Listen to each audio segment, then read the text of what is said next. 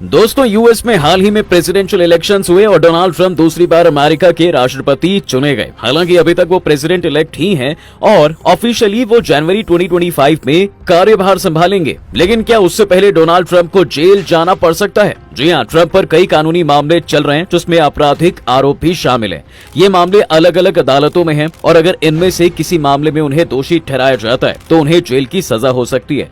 ऐसा अगर होता है तो अमेरिका के इतिहास में वो पहले राष्ट्रपति होंगे जो जेल से राष्ट्रपति पद की शपथ लेंगे। खैर, कुछ भी हो, ट्रंप अब अमेरिका के प्रेसिडेंट तो हैं और अपने पहले कार्यकाल में अपनी सख्त इमिग्रेशन और वीजा पॉलिसी के चलते उन्होंने अमेरिका में रहने वाले भारतीयों समेत कई प्रवासियों की जिंदगी को मुश्किल बना दिया था। यहाँ तक कि अपने मेक्सिको बॉर्डर पर इनकी इलीगल एंट्री रोकने के लिए उसने 350 किलोमीटर लंबी लोहे की दीवार तक बना दी थी। ऐसे में फिर सत्ता में आने के बाद क्या वो फिर से प्रवासियों पर प्रतिबंध लगाएंगे? ये एक ऐसा सवाल है जो अमेरिका में रहने वाले लाखों प्रवासियों के मन में डर की वजह बन रहा है। 34 felony counts of falsifying business records. First, the nation is awaiting a potential criminal indictment of former President Donald Trump. Donald Trump arrested and charged with business fraud. दोस्तों, सबने देखा है कि कैसे अमेरिका के प्रेसिडेंट इलेक्शन में Trump का सिक्का उछला। हालांकि उनकी ओपोनेंट कमला हैरिस ने उन्हें जोरदार टक्कर दी, लेकिन ऐतिहासिक जीत दर्ज करवाते हुए डोनाल्ड ट्रंप अमेरिका के 47वें प्रेसिडेंट बनने जा रहे हैं। हालांकि वो अमेरिका के पहले ऐसे प्रेसिडेंट बनने जा रहे हैं जिनको किसी क्राइम के लिए कन्विक्ट किया गया है, माने कि उन पर कोर्ट में इल्जाम साबित हो गए हैं।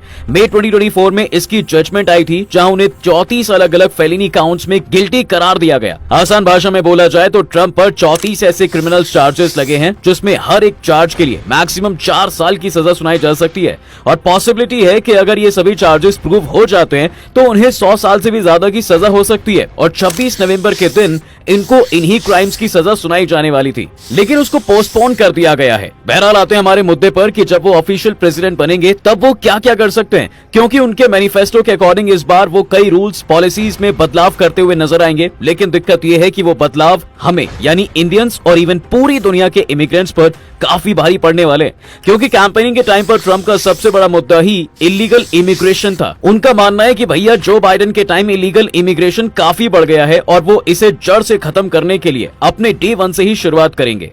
And on day 1, I will launch the largest deportation program of criminals in American history. We're going to get them out. We have to. और आपकी नॉलेज के लिए बता दूं कि यहाँ ट्रंप सीधा साधा डंकी रूट से आने वाले लोगों की बात कर रहे हैं। अब इलीगली यूएस में आने जाने के लिए लोग डंकी रूट का सहारा लेते तो हैं, जो लैटिन अमेरिका से मेक्सिको के रास्ते होते हुए अमेरिका बॉर्डर तक जाता है। इसके बारे में आप जानते ही होंगे, पिछले साल ही ऐसे 1100 लोगों को इंडिया डिपोर्ट किया गया जो इसी डंकी रूट से अमेरिका में घुसने की कोशिश कर रहे थे। लेकिन ट्रंप के आने के बाद अमेरिका इलीगल इमिग्रेंट्स को खदेड़ने के लिए आर्म्ड फोर्सेस का इस्तेमाल कर सकता है और तो और इसके लिए पूरे देश में नेशनल इमरजेंसी तक लगाई जा सकती है, क्योंकि सोशल मीडिया प्लेटफॉर्म एक्स पर टॉम नाम के एक व्यक्ति के पोस्ट को ट्रंप ने रीपोस्ट करके इस बात का हिंट दिया है। और यही नहीं, डोनाल्ड ट्रंप इलीगल ही नहीं बल्कि लीगल इमिग्रेशन के भी खिलाफ हैं। उन्होंने अपने पिछले कार्यकाल में भी यूएस कंपनीज को H1B वीजास देने में काफी सख्ती की थी। H1B वीजा बेसिकली 3 साल का टेम्परेरी वर्क वीजा होता है फॉरेन एम्प्लॉयज के लिए, जो 6 साल तक एक्सटेंड किया जा सकता है। लेकिन इस प्रोसेस को ट्रंप सरकार ने काफी कॉम्प्लिकेटेड बना दिया था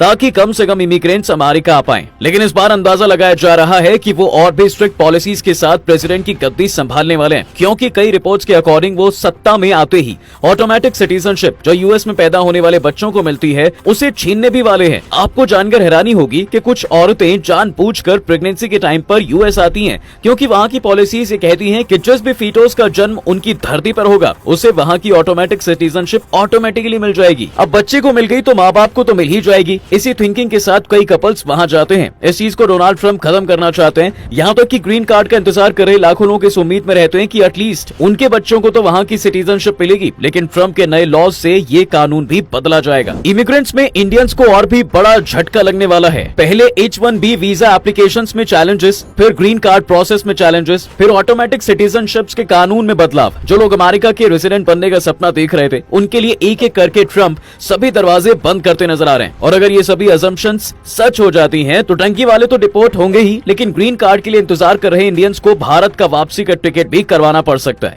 ट्रंप के सपोर्टर्स अमेरिका फर्स्ट की स्ट्रैटेजी को वापस जोरों शोरों से आगे बढ़ाना चाहते हैं और ट्रंप ने भी अपनी कैंपेनिंग के टाइम इसे साफ भी कर दिया था कि वो उन कंट्रीज पर पेनल्टीज लगाने वाले हैं जो यूएस के प्रोडक्ट्स पर हाई टैरिफ्स लगाते हैं, और इसमें इंडिया भी शामिल है। ये बहुत आयरॉनिकल है कि Indian prime minister Narendra Modi को अपने दोस्त और इंडिया के साथ अच्छे रिलेशंस का दावा करने वाले डोनाल्ड ट्रंप इंडियंस के ही सबसे बड़ी मुसीबत बनते नजर आने वाले हैं। बाइडेन के टाइम पर इन दोनों देशों में अच्छा खासा बिलेटरल ट्रेड हुआ करता था। इंडिया से एक्सपोर्ट ज्यादा हुए थे और कंपैरिजन में कम अमेरिकन प्रोडक्ट्स को इंडिया में इंपोर्ट किया गया। इस चीज को डोनाल्ड ट्रंप वापस उलटना चाहते हैं। अब ये देखना काफी इंटरेस्टिंग होगा कि ट्रंप का प्रेसिडेंट बनना पूरी दुनिया पर क्या कहर ढाता है। खैर, आपको क्या लगता है, ट्रंप के आने से हमारा फायदा है या नुकसान? नीचे कमेंट्स में लिखकर जरूर बताइएगा। साथ ही इस वीडियो को लाइक शेयर करें और फैक्टिफाइड को फॉलो जरूर करें।